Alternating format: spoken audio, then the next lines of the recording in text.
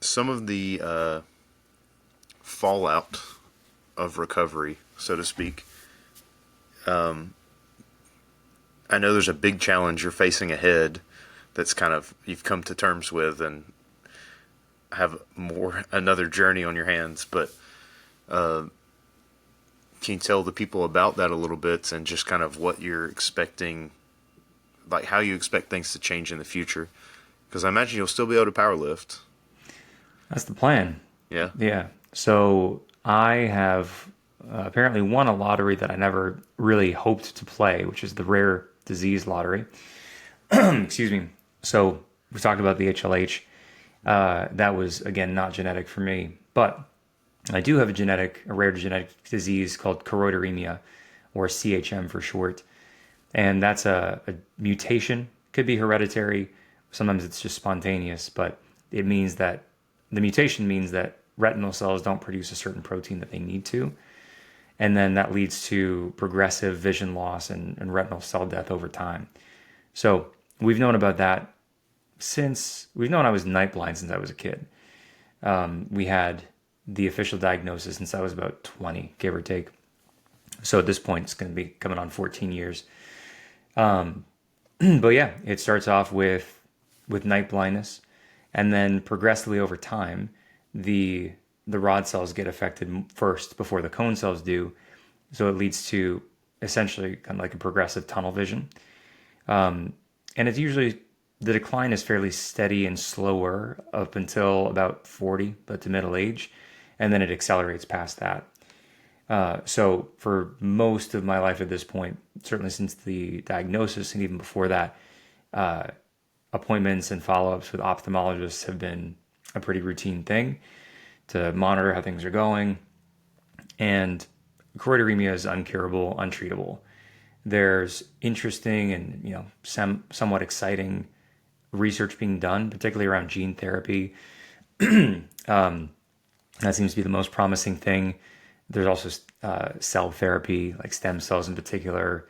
There's been some research around like prostheses for retinas and stuff like that. But gene therapy is the most promising, but there's still a whole lot of stuff to be ironed out before we've got something somewhat reliable. So this has been my prognosis since, again, I was in my late teens, early 20s,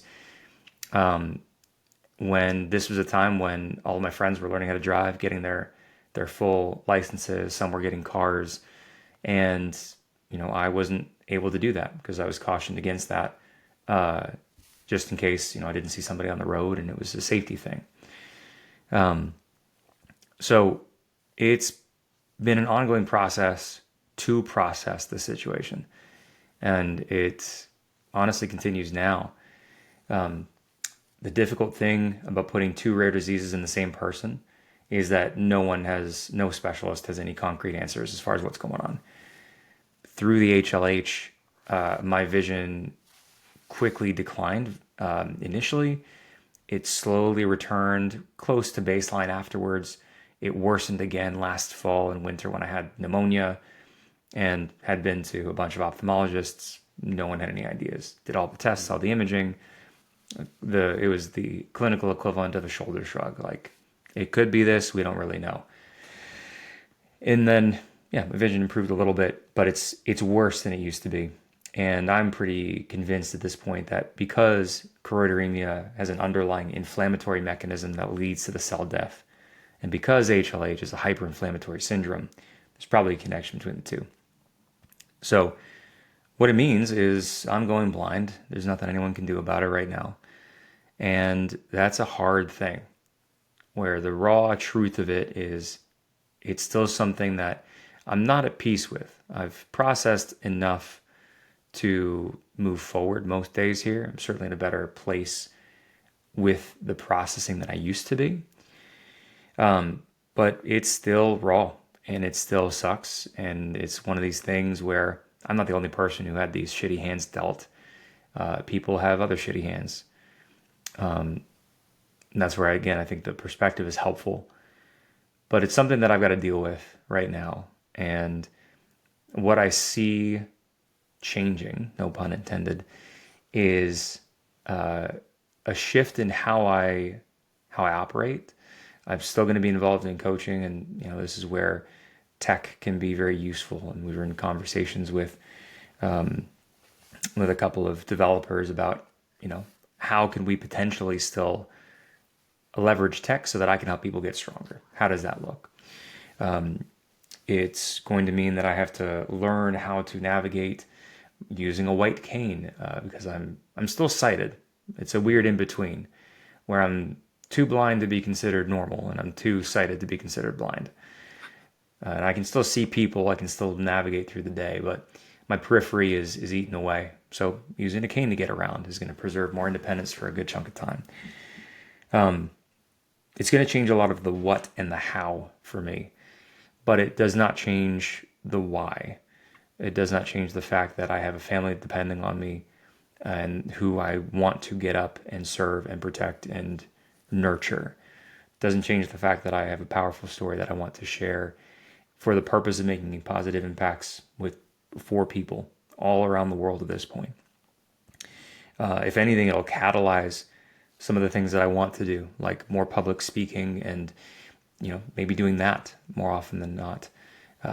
Because thankfully I don't need to be sighted to be able to use my voice. And powerlifting, I've been looking into that, particularly for what exists for blind or visually impaired athletes. And while powerlifting is not a Paralympic sport, there are Paralympic sports for blind and visually impaired athletes, but blind powerlifting has its own world championships and stuff like that. So I fully intend to stay under the bar probably until the day I die in some way, shape, or form. And in the meantime, while I still have some fight in me, which hopefully will be for a while, I'm going to try to do some cool shit and keep getting stronger. I like it. I think 100% you should be in some public speaking realms because, for one, your story is so good, but two, you're good at it. Like, you make good content, you speak well, and you have concise points that people can relate to, I feel like. I appreciate that. Thank you. It's something I've been working at fairly hard for a period of time, and yeah, I've started to put some thought into what the next chapter will look like, particularly around the speaking front. And I'll be flying out actually to Austin, Texas, not next week, but the week after, to appear on a podcast as a guest, which might be the first foray or one of the first into this. Nice. I like it. Well, I appreciate you coming on with me then. Happy to, man. The small fish. Hey, it still matters, and I'm still grateful for the opportunity. Yes, sir. Thank you. On top of that, I follow someone else who is blind that does powerlifting. I don't remember off the top of my head who it is, but it is interesting to see them. You wouldn't really be able to tell if you didn't know. Mm-hmm. Like, he does it so well. And then, so you're going to be bench pressing in the Paralympics then? Maybe. I looked into it actually, and for powerlifting, sorry, I'm glad you said that because I have to amend my earlier statement. Full power squat, bench, deadlift, right. That's not a Paralympic sport. Powerlifting, which is bench only, is a Paralympic sport.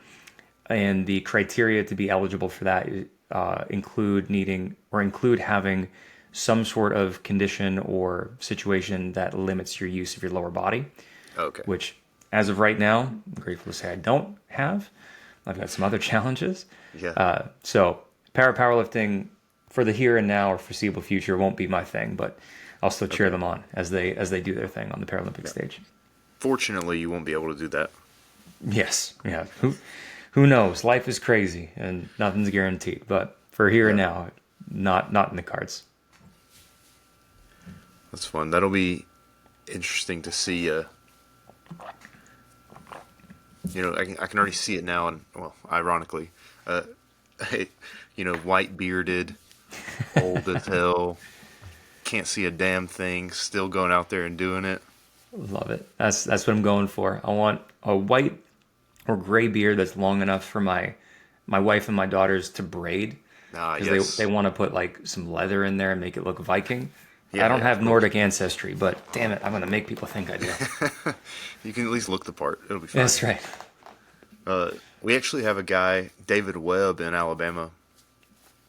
I think he's like 67 or so, but he just last year came back. He had 3 strokes in one Wow. year, and now he's back to powerlifting, setting national records again. And he's, the nicest guy on the planet. Naturally. Goes a long way. That's awesome. So, kind of speaking of that, we'll kind of wrap it up a little bit, but do you have any goals as of now for powerlifting with all the stuff you have going on? I mean, what's your next goal with it? Yeah. So more short term, I want to compete twice a year. I haven't had the ability, or yeah, haven't been able to compete twice a year for as long as I have been competing. Yeah. Period. Started competing in 2016, and then we had our kids in 20, or got married in 2017. Had our kids in 2018, and just a series of things. So I want to compete regularly. I'm thinking about maybe March next year is when I might eye some things up. But my squat and bench, actually, I realized this morning, my bench that I did this past meet ties the best bench that I've done in competition. So we're back there. I'm about 12, 16 pounds off of my best squat in competition. So we're not far there, and we're past what I had done for my best pull. So building on that, is really what I'm eyeing up. I want to be able to qualify for and compete at nationals as a competitor. Been to nationals a bunch of times as a coach for my own lifters and for other lifters. I want to be able to make it there myself, and at some point compete on a world stage. And there's plenty of work to do because, like we were talking about before, lots of strong people all over. But Yeah, that's really where it's at for me right now. I like it. Very solid. Good plan. And now you have the complex process to get there. That's right. That's right. And thankfully, I've got the support to do it both at home with my wife and my family, but then also with John and our team at Rebuild Stronger, because John plays a big role in my programming, as does our other coach, Dave. So being able to have people that allow me to show up as just athlete when it's time for me to train in the evenings. I've given people what they need through the day. It's super helpful, and I wouldn't have made this much progress and be in this spot without their help and the help of the inner circle. Nice. And that kind of transitions to my last question for you. What advice do you have for somebody that's going through maybe not something, or maybe something worse, like what you went through, like just a significant life challenge or health event, something like that?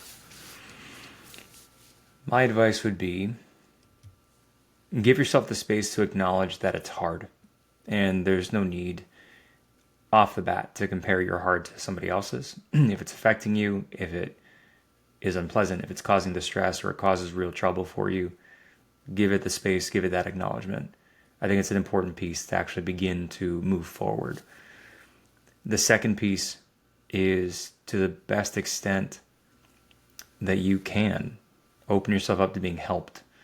And I recognize people's access to help is going to vary because of a number of factors. Don't create another barrier for yourself that doesn't need to be there by being stubborn as shit and thinking you got to do it yourself. Thinking, especially if you're a clinician like you and I, where we think we have to figure it out ourselves, or what good are we as PTs or coaches? It's bullshit. That's ego. Yes, there's value in being able to figure things out. You also learn a shit ton faster by learning from somebody who's been there, done that many more times and for longer than you have. So if you actually want to learn, if that's actually the thing, then consider looking for help from somebody. If you want it, right? Just know what the expectations are for the choices that you're making. For me, learning to open myself up to help, both over the last year and then before that, has been the single biggest reason for success, and success at the rate that I've had it in my own recovery, in my development as a coach, as a lifter, as a person, because I've found people and resources who can help me, and I've opened myself up to that. So I'd point there.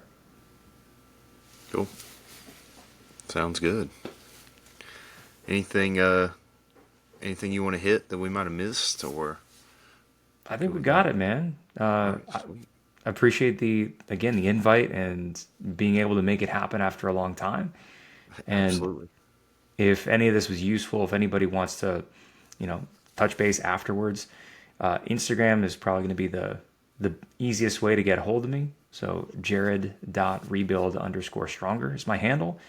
And I'm an open book. So if you got any questions about what we touched on here, you want to talk shop, you want to marvel at the strength of people in Alabama specifically, let me know.